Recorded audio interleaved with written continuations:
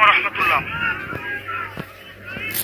প্রথমেই যে বিষয়টা সেটা হচ্ছে বিচারের পাশাপাশি আমাদের প্রথমেই এ সময় এসে আমাদেরকে একটা প্রশ্ন করতে হবে, যারা এত বছর ধরে, গত 16 বছর ধরে এই জেল জুলুম, অত্যাচার, গুম খুন এবং হত্যার সংস্কৃতি বজায় রেখেছে, তাদেরকে কারা এই বাংলাদেশ থেকে সেফ এক্সিট দিয়েছে তাদেরকে খুঁজে বের করতে হবে।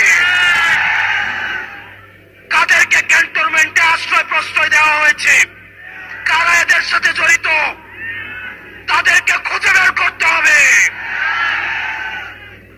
পৃথিবীর ইতিহাসে আর কোথাও নেই একই সাথে শিক্ষক, বুদ্ধিজীবী, অভিনেতা, নায়ক, পেশাজীবী, শ্রমজীবী একই সাথে ফ্যাসিস্টের পা চেটেছে। আজকে আমাদের সময় এসেছে তাদেরকে খুঁজে বের করা।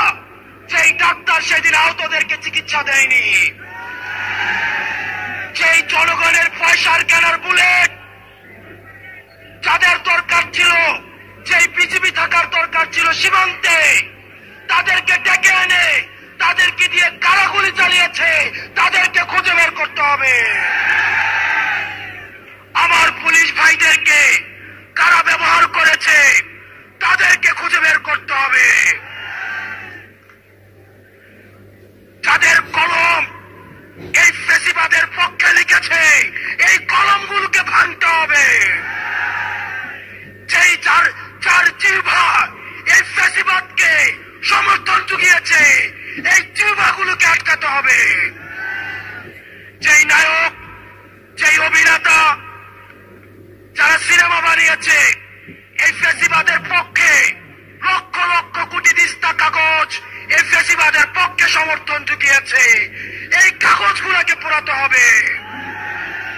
প্রিয় সহযোদ্ধা, আমরা দেখেছি গত 16 বছরে আলেম ওলামাদেরকে যারা গণতন্ত্রের পক্ষে কথা বলেছে কমলের রশি বেঁধে তাদেরকে জেলে নিয়ে যাওয়া হতো।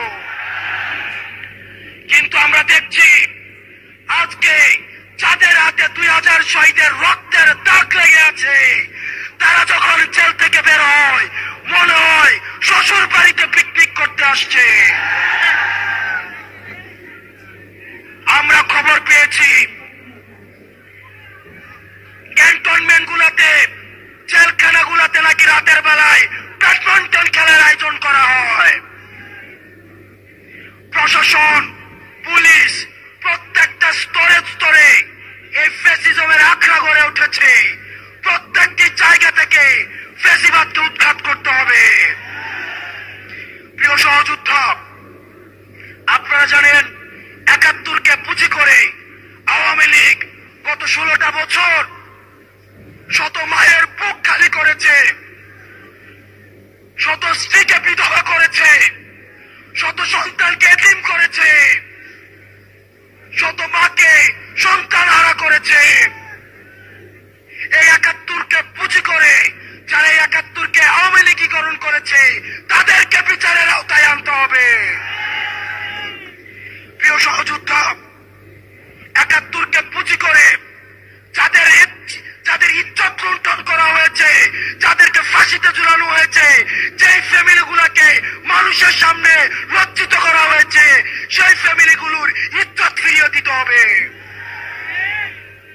প্রিয় সহযোদ্ধা, আপনারা দেখেছেন প্রশ্নবিদ্ধ এক বিচারের মধ্য দিয়ে আমাদের দেশের উল্লেখযোগ্য আলেমদেরকে ফাঁসিতে ঝুলিয়ে হত্যা করা হয়েছে।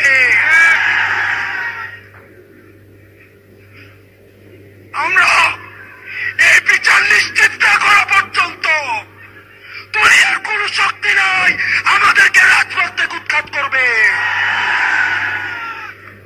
প্রিয় সহযোদ্ধা, আপনারা জানেন ক্ষমতার লোভে অনেক রাজনৈতিক দল আওয়ামী লীগকে মাফ করে দেওয়ার আলাপ তুলেছে। আমরা আপনাদেরকে বলতে চাই, মন্ত্রিত্বের লোভে, ক্ষমতার লোভে, সংসদে যাওয়ার লোভে আপনি যদি মনে করে থাকেন এই আহতরা রাস্তায় রক্ত দিয়েছে এবং এই রক্তের উপর, এই পিচ্ছিল রক্তের উপর দিয়ে আপনি সংসদে যাবেন, তাহলে মনে রাখবেন জাতীয় বেঈমান হিসেবে পরিচিত হবেন।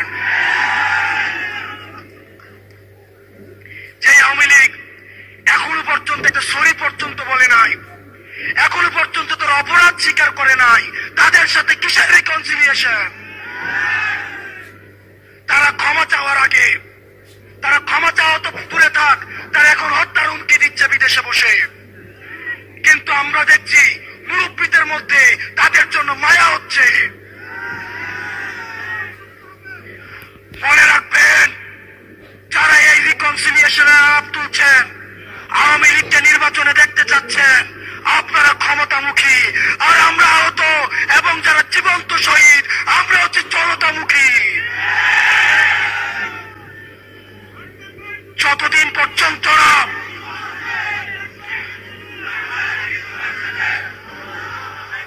পর্যন্ত না আওয়ামী লীগের বিচার নিশ্চিত হবে, ততদিন পর্যন্ত আগে বিচারের প্রশ্ন।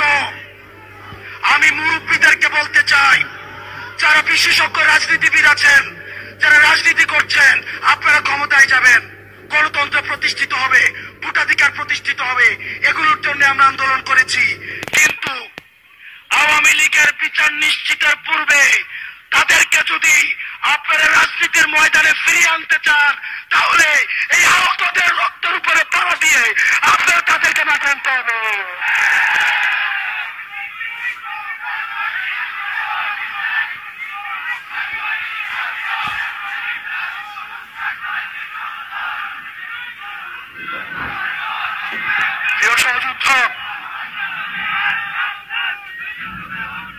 প্রিয় সহযুদ্ধ, আপনারা জানেন আমাদের এই পার্শ্ববর্তী দেশ এখন বাংলাদেশ যাদেরকে জঙ্গি স্বীকৃতি দিয়েছে, তাদেরকে এখন পার্শ্ববর্তী ভারতে আশ্রয় দিচ্ছে।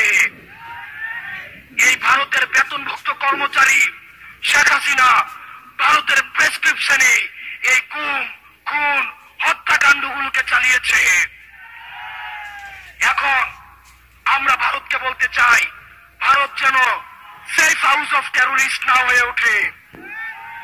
আমরা ভারতের সাথে আর কোন নীল ডাউন ডিপ্লোমেসিতে যেতে চাই না। মত জানুর কোন ডিপ্লোমেসি ভারতের সাথে চলবে না। ভারতের সাথে সম্পর্ক হবে চোখে চোখ রেখে। আরবের রক্ত আমাদের গায়ে লেগে আছে, আহত রক্ত আমার গায়ে লেগে আছে। তাদের রক্তের উপর দাঁড়িয়ে ভারতের সাথে কোন জানু সম্পর্ক আর হবে না।